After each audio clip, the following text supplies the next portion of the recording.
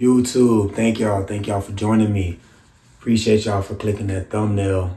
You could have had thousands, millions of thumbnails that you clicked, but you chose mine. It's been a minute, man. I'm super excited to get back. It's been a little while before I posted, and really a little while before I did the Become Better More Money. I was really spending some time working on the Money is an Art book and everything related to that. But I appreciate y'all for rocking with your boy.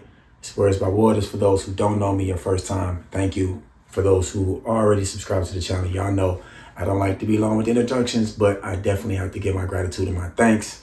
Today is something that I've been wanting to do for a while.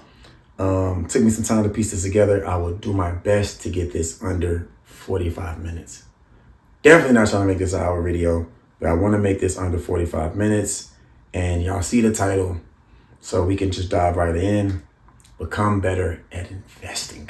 So I'm not going to get super detailed in as far as financial terminology and financial jargon and just the little things that are related to investing in securities and just all of the inner workings, because you can make so many hours worth of content on just investing alone and just specifically security investments. So what we're going to focus on right now is financial investments primarily through savings accounts, high yield savings accounts, money markets, securities as in stocks, and then bonds as in a form of debt from corporations and governments and municipalities, etc.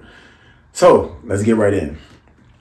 So the first thing here is let's just get a little something on the board first. You know what I'm saying? I was gonna put something on the board, but sometimes I like to have it already written up there for y'all, and then sometimes I like to write it along as we go. So in this current situation, we're gonna write it along as we go. So let's just put become better. Become better at investing. Done. So the first thing is, what is investing? I already mentioned what type of investment we will talk about today. But if you look at the dictionary, the dictionary says investing is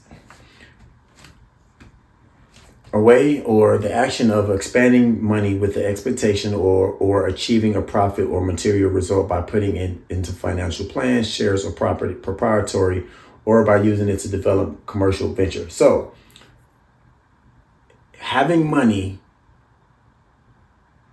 and using it to expand the money with the expectation of achieving a profit or material result by putting it in different vehicles, financial plans, shares, or proprietary, or by using it to develop commercial ventures. So we will discuss a couple of those. So what is investment? Simply said, just putting your money in vehicles that can expand it. So we'll just put that there for simple purposes. Putting your money in vehicles so it can expand. And yeah, before we get too far, y'all, and I'm gonna put grow. Y'all make sure y'all hit that like and subscribe, get in those comments, and let's talk about it. So, what is investment? Put your money in vehicles so it can expand. And I put in parentheses, so it can grow, y'all. That's it. If your money, this is simply said, if your money is not being invested, it is not growing. Your money's not growing when you go to work. Your money is earned and you're making your money, but your money is not growing. And if your money is not growing without you having to earn it, growing, two different things. Growing is investing, being able to make it multiply.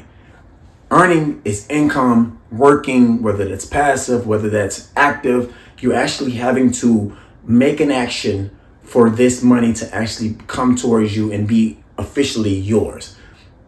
The other side of it is investing. Once you have this thing that is officially yours, now it can grow. So we have to get in our minds and understand the first part of investing, that the people who have all the money understand that this is money's purpose, y'all.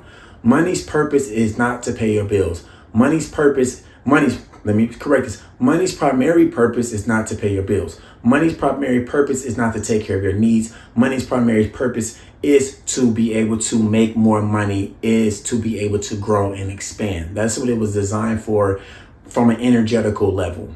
So looking at it from what energy does.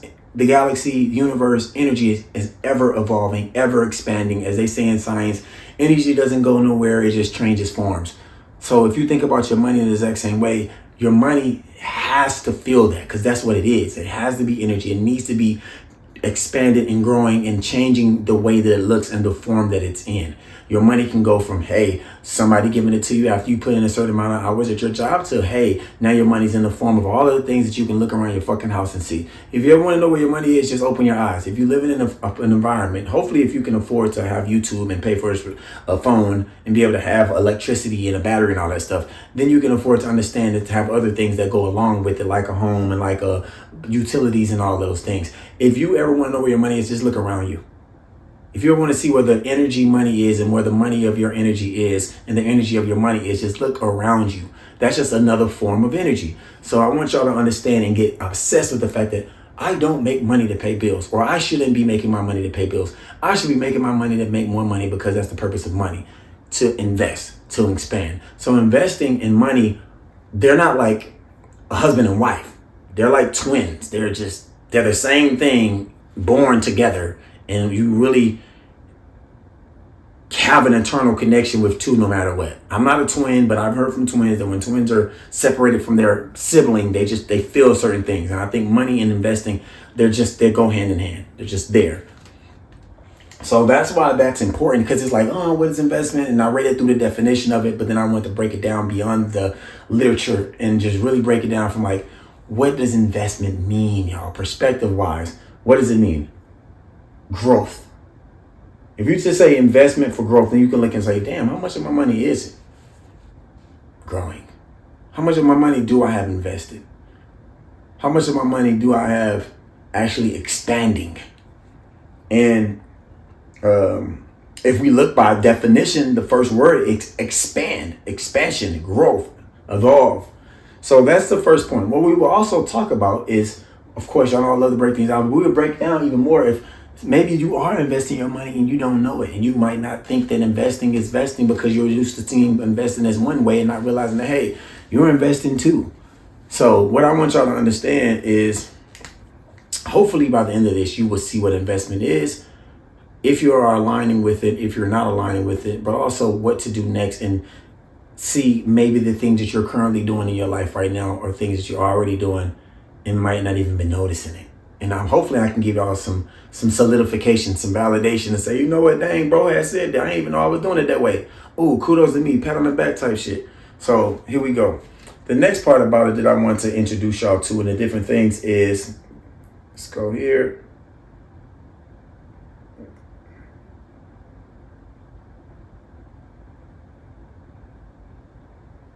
So what we'll talk about is the vehicles to hold your money. And I just want to put this out on the table real quick. So we're going to talk about the vehicles, but we're going to double back around this. Normally I'll be in bullet points, 1, 2, 3, 4, 5. We're going to kind of be all over the place with this. So when you get investment, then you understand, let's do it like this. We're going to switch it up a little bit. I'll just put 2 here for the sake of a chronological order or going in order. So we'll just say vehicles to hold money. So yeah, this is perfect. This is perfect. I like what I'm doing. Vehicles, stop me up here self-validating myself right there. Vehicles to hold money. So we put here first, what is an investment? Expansion, growth. You need the fact that you are not your own investment vehicle in the beginning, at least. Because what's important is the biggest investment is yourself. So you will be your biggest investment when you are looking at your life from a consistent investment point. So I'm not going to use ourselves for an investment vehicle right now. But just know we'll have this up here with number 1, yourself. And then everything else will be beyond yourself. So you are your biggest investor. And then once at the end, I'll tie everything back to how yourself is involved with this in the general. But the vehicle investments is you need to have something that is considered to be a vehicle that can drive your money to the next checkpoint that is increasing it. So vehicle, hey, you have $1, you put your dollar in this car. This car is going to drive forward or backwards, depending on the choices that you make and the knowledge that you have, which goes back to the investment of yourself, investing into your knowledge. It's going to drive you forward, and each checkpoint forward or backwards is an increase or a decrease in revenue, money, return on investment, ROI. So, hey, I put this dollar in this, what color car I love? Black vehicle. So I put this dollar in this black vehicle, and this black vehicle is titled securities/stocks. I don't get too deep, but just giving an example, visual. So this vehicle will drive forward, and each checkpoint is an increase. So my dollar may go $1.10, $1.20, $1.30, $1.50, or depending on my level of knowledge or their lack of level of knowledge, it might go in reverse and be negative 99 cent. It'd be 99 cent, 85 cents, 50 cent, a negative $1, negative $5.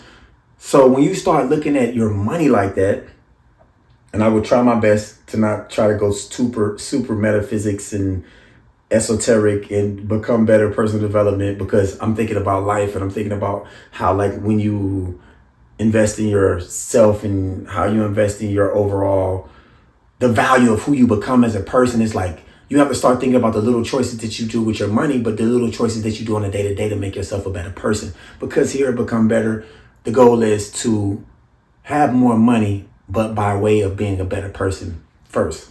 So I want y'all to understand that, yes, you could put your money in this black vehicle and it can drive you forward or backwards, increase or decrease. But first, that's going to be determined based off of the person that you are. So you need to make sure all of your choices that you're making on a daily align with if you want to increase your money or decrease your money. And this is outside of just the science and the discipline of financial literacy and investment in itself.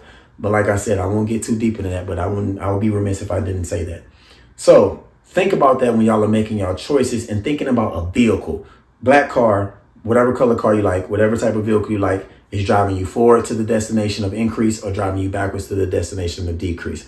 That's the vehicle. Now we need to work on the vehicles. So y'all got the vehicle down, right? That's the vehicle. Whatever vehicle, y'all know your vehicle can go this way, this way. So how would it be on the number line? We'll just put plus that way, kind of like if it was a numerical line. And then we'll do negative that way.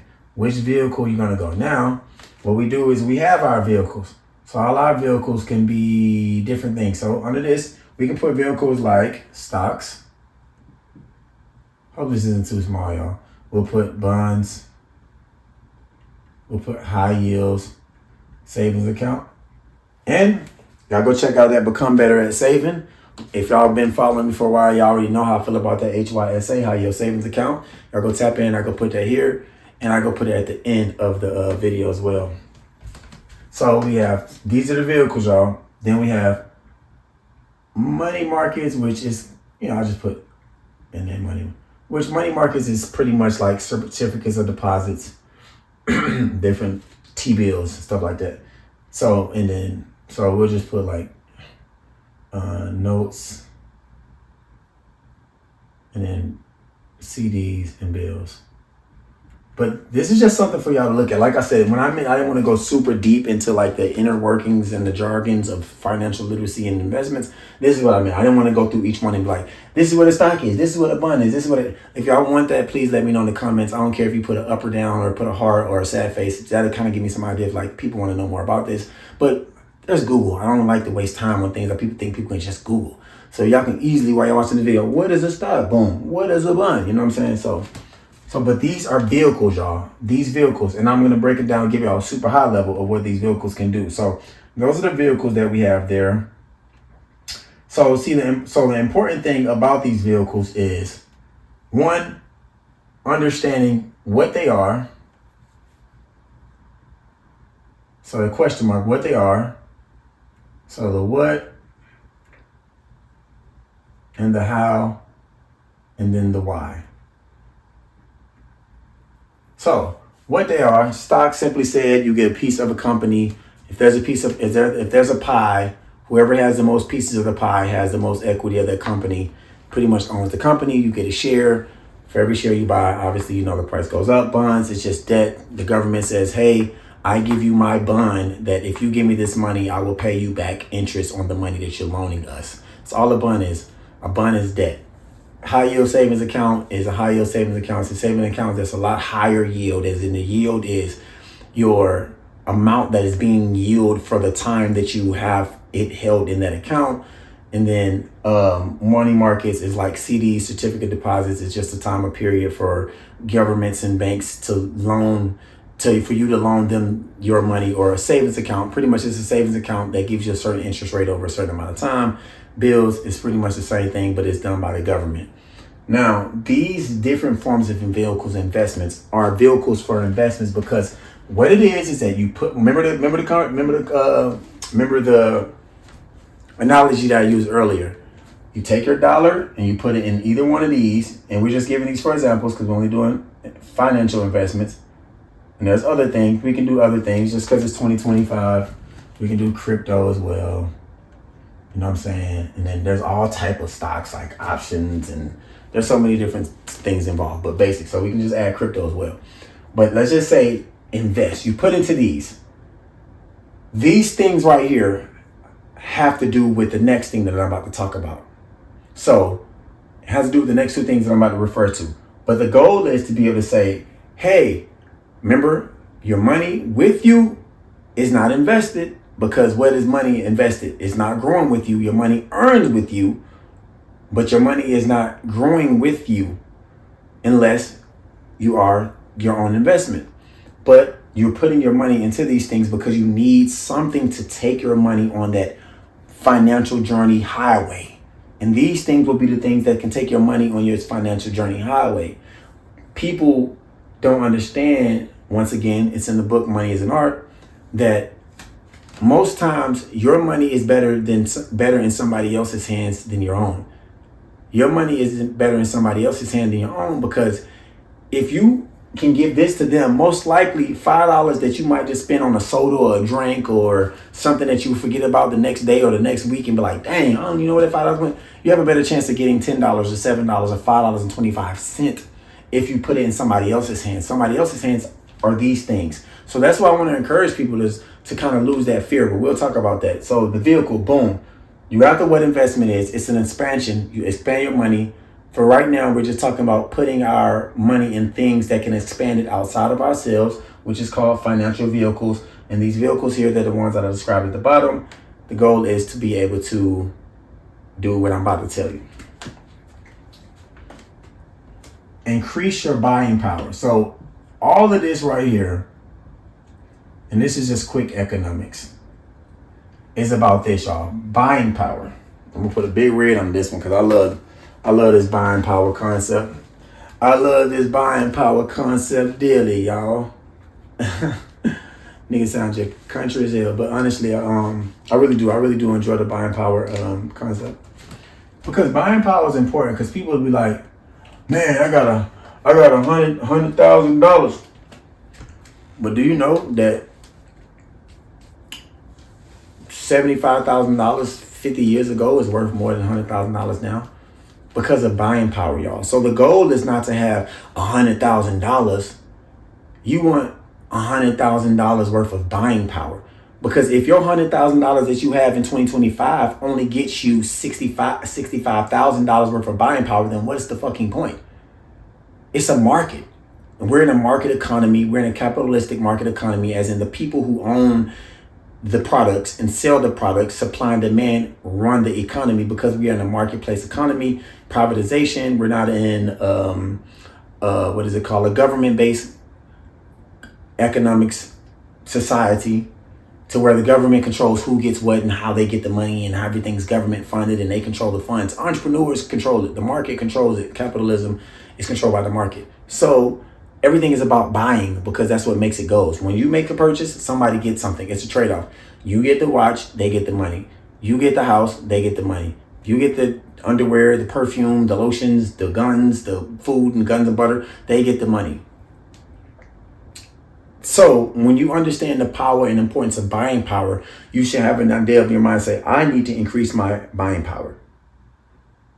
I need to increase my buying power. I need to increase how much my money is worth when I take it out into the marketplace to buy something. A lot of that is not really worth, not a lot of those issues aren't your problem 100%. It's everybody's problem together because we control the economy and the price of how things go. And it's that's deep. I won't get into it, all that economic stuff. But your goal needs to be investing to make sure that your buying power is strong and making sure that you can beat the I word, which is called inflation, because buying power is really what determines, inflation is really what determines the buying power or lack thereof buying power. So if you have, so let's put under inflation buying power. Buying power is based on inflation percentage. I guess that's a crazy looking percent sign, but it'll do. So this will tie back to the vehicles. So you need to understand the power of and making sure your buying power is strong. Your buying power is A. Your vehicle is B, and what you want in your life is C.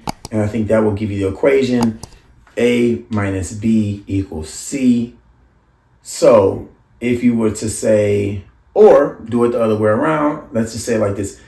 A is your vehicle, B is inflation, and then C is your buying power. Then if you do it like this, just say, the goal is to do it like this, y'all. Excuse me, I'm all over the place, but trust me, I'm gonna do my best to make some sense for y'all. So the goal is to say, you know what?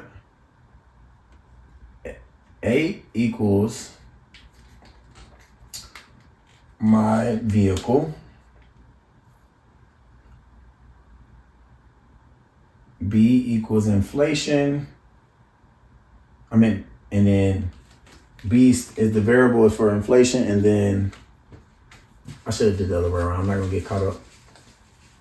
Because we want our money to be in the green, so I really want to use green for C, and I should have used B for red, and then A for black. And then your result is C. So the equation go like this. So let's put it like this. Your buying power will be C.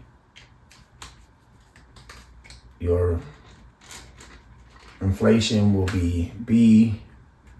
And then your vehicle will be A.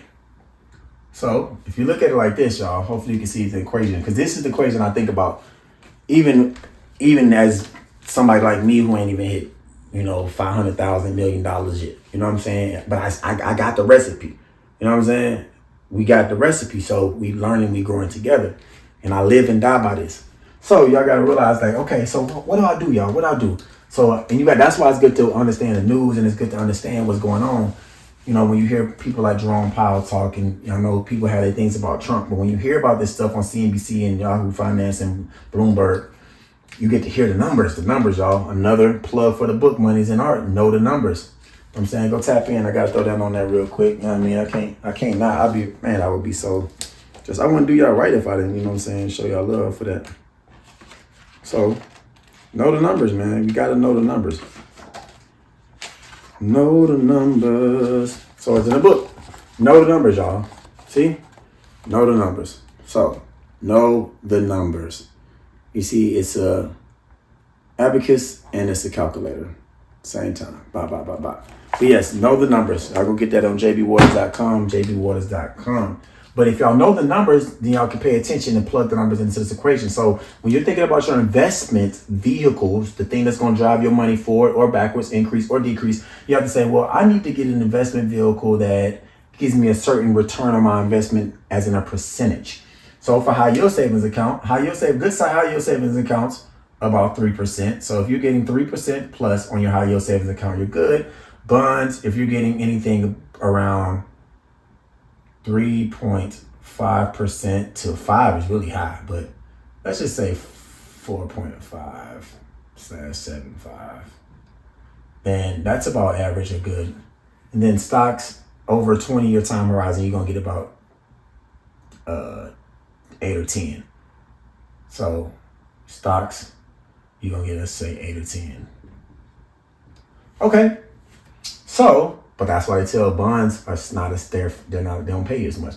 And then CDs, you'll probably get around about 3% too. Maybe 3 to 4%.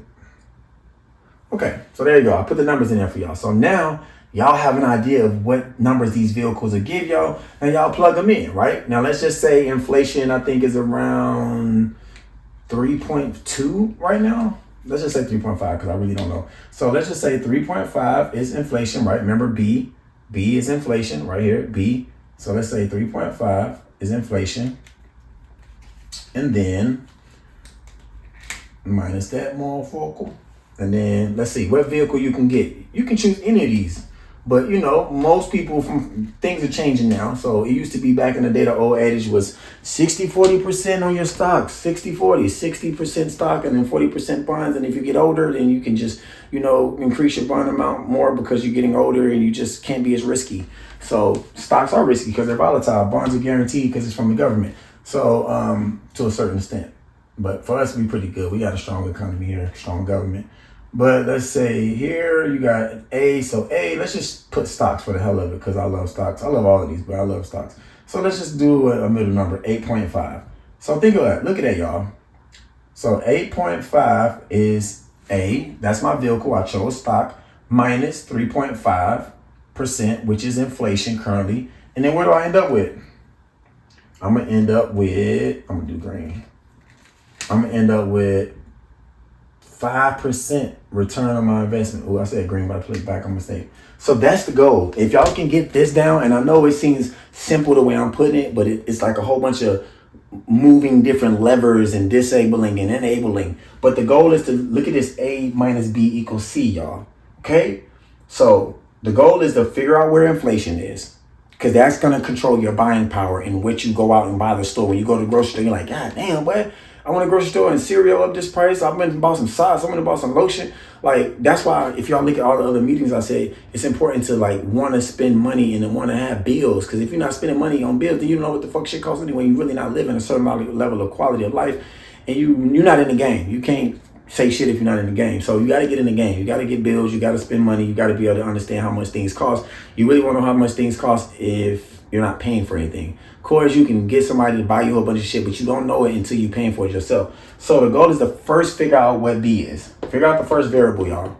First variable is B. Why? Because B is going to give us insight on how much buying power we have. And everything is about what, y'all? Buying power, not the amount of money you have. So once you figure out B, then you need to figure out, okay, cool. I know where B is at.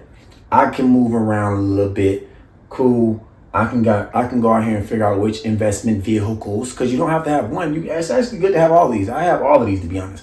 But you can at least know that simultaneously you can be beating inflation and increasing your buying power or keeping your money safe, because this is another rule, y'all. Like Warren Buffett says, rule number 1, never lose money.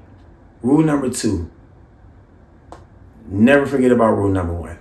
So even if you're not making money, it's better to not be losing money to not be making money. So sometimes if A is not working, y'all, and the stock market is not giving you 8.5 and it's giving you 2.5, and you like, well, damn, 2.5 is the worst on here, then pause on A and pause on the stock market and be like, okay, what else do I have? Well, I'm gonna put my money in a high yield savings account. That's why if you notice when the stock market was tanking, if you go to all these different banks, they was giving you a crazy amount of money to put their money into the banks, because they knew that, hey, the stock market not working, people got to put their money somewhere.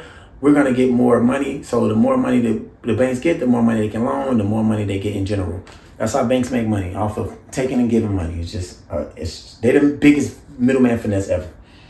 So that's that. Hopefully I got that down. I don't want to beat that with a stick, but understanding your buying power is important. Understanding how your buying power relates to investment in your investment vehicles, and the end goal, which is to be able to have a lot of strong buying power by using this equation here. I'm going to keep going because I don't know where I'm at with time. But the next thing is is well, man, my bad, I got lost. Oh, this is crazy, and I know this is more psychology stuff, so I got to get into this. This is more psychology. I'm gonna just throw this over here. Number 4, people have this problem of saying, "I don't have enough money to invest." I'm not gonna harp on long in this one because this is similar to what I'm about to say about that video when it came to the become better at saving money. I don't have enough money to invest. Okay, y'all. So y'all know what investment is. Y'all know the vehicles to hold your money. You know the investment vehicles, and you understand buying power and why it's important to invest. And if you're not investing your money, you're disrespecting money if you're not investing it. So the I don't have enough money to invest is bullshit, because most people are scared and they don't believe what I said earlier. Most people don't invest their money because they think that they will lose it, and they think that their money is better in their hands and than someone else's. If you think your money is best in your hands or better in your hands than someone else, you should be able to tell anybody that asks you every transaction that you have for your money for the last 3 months, 6 months, 18 months, 24 months, all the way up to 2 years, if so.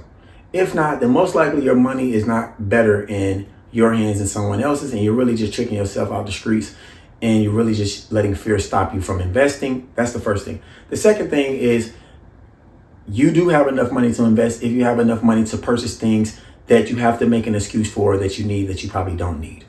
So the biggest reason why people use the I don't have enough money to invest is the former. And it's the fact that people say that, or don't say, they're just scared. So instead of being scared, just be realistic about your situation and where you at. Deal with it on a mental and psychological level. And eventually, if you deal with it on a mental and psychological level, you'll understand where your fear is there and where your fear is derived from. And then you will make the step and be like, well, damn, I do have some money. I was just scared. Because once you remove fear, the world opens up. The world opens up. You know how it's true?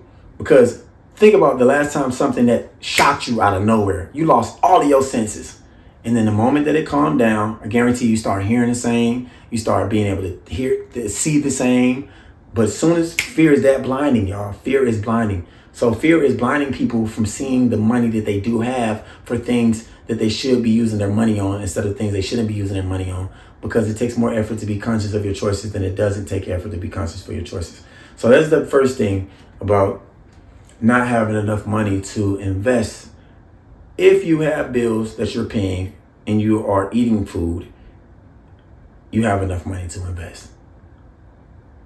You have enough money. And I'll talk about how later on when I get down here at these certain levels of investment. But I had to get out that way. That whole I don't have enough money to invest is bullshit. Because there are so many levels of money that has been made, opportunities that have been made for you to do so. So like I said, I won't harp on that one too long. Another thing about investment is invest an amount of money that you don't mind burning. And I've said this before. Number 5, invest an amount. I don't like messing all that stuff.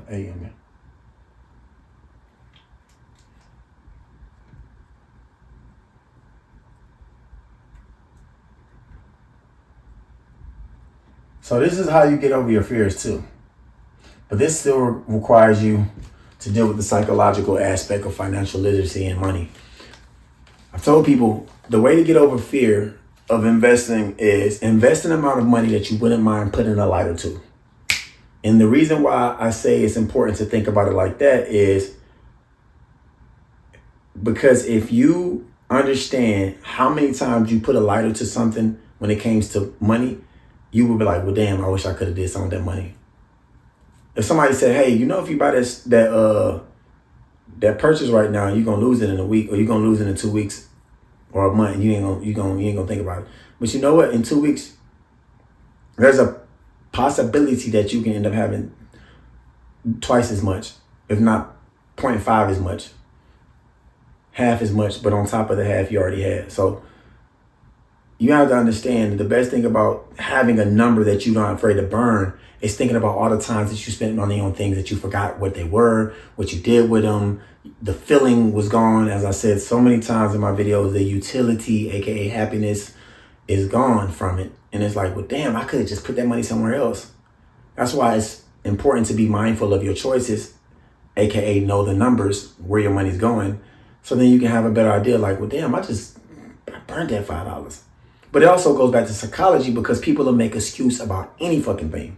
People will make excuse about anything and justify anything just to make themselves feel better because comfort is what keeps people being who they are instead of understanding that growth comes from expanding and growing and having some resistance and being able to have some stress on your life and just in general.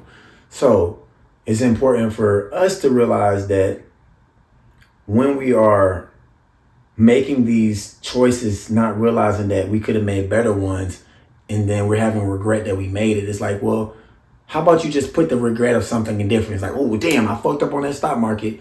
I spent that $5, I burned it, but at least I gave myself a better chance to be able to have more money so I can get twice as much as those cookies and movie tickets and all the other shit that I just was like, well, damn, I forgot I even went to that movie. I forgot I did that. So that's another thing that can help people invest. Amount of money that you wouldn't mind putting a lighter to. $1, $2, $3, $4, whatever it is. So the next part that I want to put on here, we rolling along, is understanding the power of compound interest, y'all. So just getting this out the way. Boom. I think it was Einstein who said compound interest is, I think, the eighth wonder of the world. However many wonders there is, he added a wonder on there. And compound interest is important because, and it goes into the next part I was going to say, start early. So we just put these together, 6 and 7. So I'm going to make it come quick. So I'll do start early first because it makes more logical sense. So being able to start early and invest early because it gives you the chance to take care of compound interest and to take advantage of compound interest. And it also saves you from the future because, like I've said so many times, the money that you spend today will either enslave you or save you tomorrow. As in, you will either be going back to try to make up for that $5 that you spent when you get paid $5 an hour. So now you got to go work another hour to get back that hour's worth of work that you paid, maybe double that amount because of taxes. So you're in a wheel. You're constantly like, oh man, I gotta go make up for the money that I already spent. Especially if you're not making passive income and being able to understand finance and money and revenue like that. It's good for you to start early, to put stuff away, to say, cool, I'm thinking about my future. Most people understand it as on my retirement account. And it's like, I want to start getting that fire mentality to everybody to be like, nigga, fuck that fire, bro.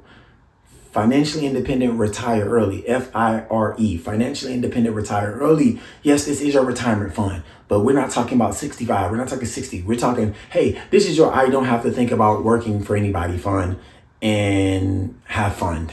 FUND and FUN. And being able to understand it, cool, I'm not going to use this now because I'll forget about this purchase that I made 2 weeks from now, a month from now, but I will still have to work a month from now. So it's like the exact same time you forget about that purchase that you spent a month ago, you forget about it a month later.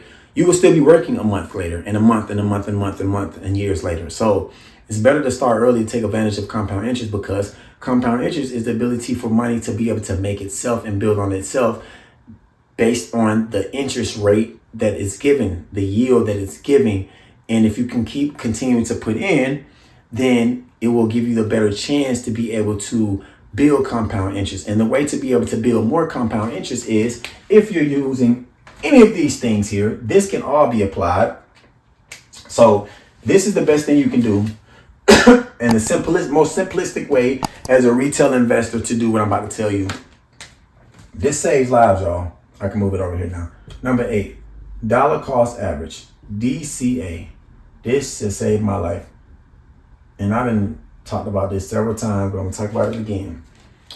Dollar cost averaging, y'all. This just means pretty much putting in the exact same amount into an investment vehicle. We got our vehicles here, right? Remember, putting an exact same amount into an investment vehicle at the same frequency and to perpetuity. So, and pretty much infinitely or let's say until you want to choose to stop doing that. But dollar cost averaging allows you to keep spilling money over into that vehicle. So what, right? That money is better in somebody else's hand, so you can hurry up and get it out of yours before you make a bad decision. That's why it's good. Because if you're not disciplined and you're new at investment and you're new at understanding financial literacy, just go ahead and get that bread up out you. Just go ahead and get that bread up out you and get it to somebody else before you make a bad decision and you have the wrong type of regret. So dollar cost averaging will save you because we have technology and things that if we use them right, it can actually make us better instead of hindering us, because our ancestors, they didn't have the ability to say, you know what, I'm gonna just click a button, they're gonna take the money right out of my account. They were down bad. They had to goddamn actually have the discipline not to spend that money, actually go walk to the bank or go to their broker and go into an office and be like, shit, you know what I mean? Well, you know how many dollars you could have spent back in the motherfucking 80s and you know what I'm saying, the 70s and shit, when the market, people didn't have technology how we do now. You had to call, you had to pick up the phone. Even picking up the phone, you might spend some money quick picking up before you pick the phone. You might go to the store, come back, oh, let me call my broker now. Man, this generation been down bad as fuck, but that's why everything works how it works out. So if we use technology and leverage technology for what it was worth and what it was given for us to, then we can understand the power of, hey, I'm gonna just turn this button on and it's gonna take out that same $10 every week. I done $5 and $10 myself up to thousands of dollars. I'm $5, $10 shouted, bro. I'm trying to tell you, I'm $5, $10 shouted. Like, I don't care, but I done thousands of dollars. I done spent so much. So I want y'all to understand, just go ahead and $2, $3, $5 is. I would suggest people do $5 minimums. There are certain minimums for different brokerages, I believe, $5. But whatever amount your broker allows you to be able to get a fractional share or put a smallest amount into any of these vehicles. So you can dollar cost average stocks. You can drip $5 a week into a stock. You can drip $5 a week into your brokerage account for whenever you're ready to actually purchase stocks. You can dollar cost average into bonds. I was dollar cost averaging into iBond, which is an investment protected bond. It's not a tip, but it's still like a bond that's designed for inflation. So high yield savings account. I still to this day be dollar cost averaging into my high yield savings account or automatic deposit. Whatever you think you need to do to get that bread up out you quickly, dollar cost averaging will help you that, because the more you put in over a certain amount of time, the more you can leverage compound interest. So we getting down to the end, y'all. So I want y'all to understand this last part. So we're gonna finish number 9 with just a couple of brokerage examples. And I'm going to put those on there afterwards. I'm not even going to do a screen record for the sake of time. And then I'm going to go back to 10 is invest in yourself. So y'all got everything right here. So brokerages, everybody know Robinhood. Go in there, set you up a Robinhood account, set you up a Webull account. If you like cryptocurrency, set you up a Coinbase account. Go in there and get everything that you got to get, y'all. Doesn't take too much time. Takes a few minutes to go in there and get a Robinhood. Right here, you can see Robinhood. Go on to Robinhood, put your information in, put your email in. It's good if you don't have a bank account. I hope folks who's watching this have a bank account. If not, then go in reverse, get you a bank account. You can go online. Like I said, I think on the savings money, become better at saving money. I talked about bank accounts on there. So go ahead, you can get you a brick and mortar bank account. Always get a brick and mortar and get an online bank account.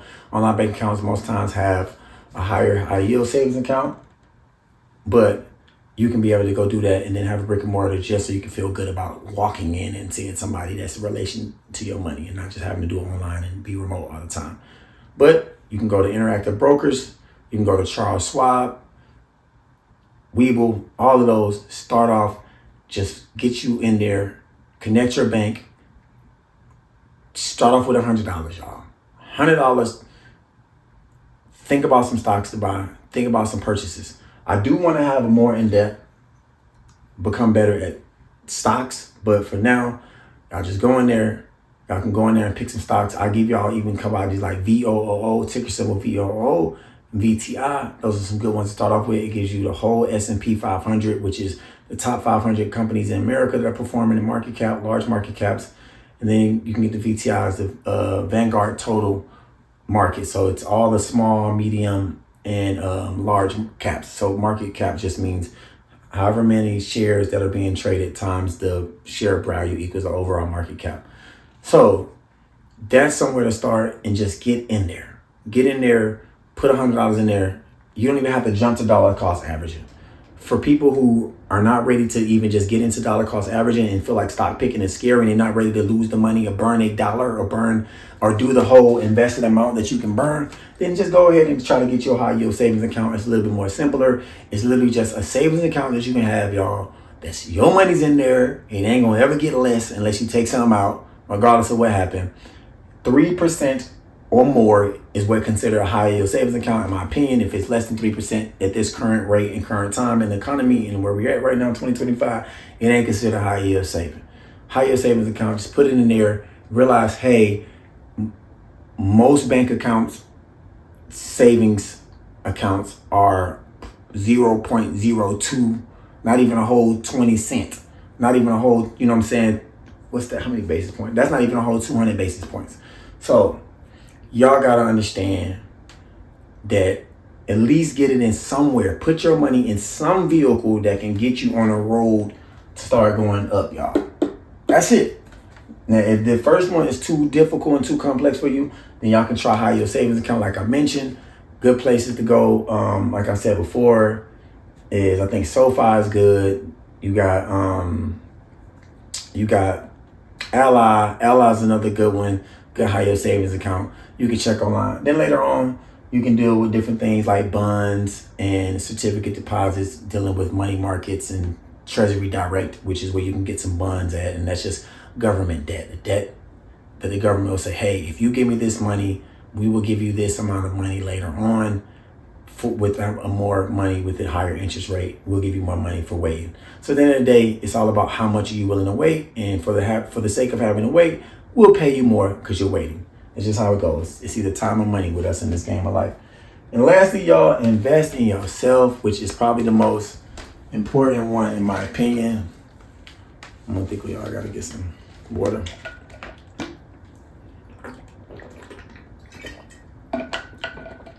Invest in yourself, which is probably the most important thing, because at the end of the day, I want to do one that's called Become Better at Entrepreneurship too. And this is more what I mean when investing in yourself. Invest in yourself, invest in your mind, invest in your education, invest in your skill set, reading books, taking some courses, watching some YouTubes that are educational based. How much time do you spend on YouTube that's bullshit?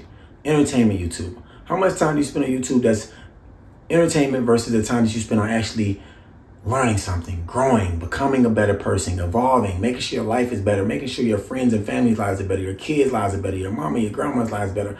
How much time are you actually spending to invest in yourself? Because a lot of times it's not the return on investment as in a financial investment, it's actually the return and the time on energy. Once again, to plug the book, Money is an Art, money is energy. That's one of the quotes in the book. Money is an energy. So a lot of times y'all don't realize the two most important and rare sources that you will ever have is your time and your energy. So what is the return on the energy that you're spending? How much time are you spending? How much energy are you spending on bullshit versus the things that you're spending on making your life better? The energy you're spending on making your life better, the time you spend on making your life better. So investing in yourself is really before all of this stuff. But like I said, today was more of a straight financial, where do I put my money if I feel like I want to be able to make it grow / invest, because that's what it is, y'all. So just think about that when you're thinking about, like, am I making the right choices? Like, do I even have the financial literacy philosophy? Because the goal that we need to pass through generational wealth is not the money and the cars and the house and the assets, the different little hustles and finesse and tricks and different entrepreneurship endeavors. It's the philosophy that it takes to acquire it, obtain it, and expand it, and make sure that you keep it and grow it and pass it along, y'all. The philosophy is the true wealth. Man, y'all go tap in. Make sure y'all like and subscribe, man.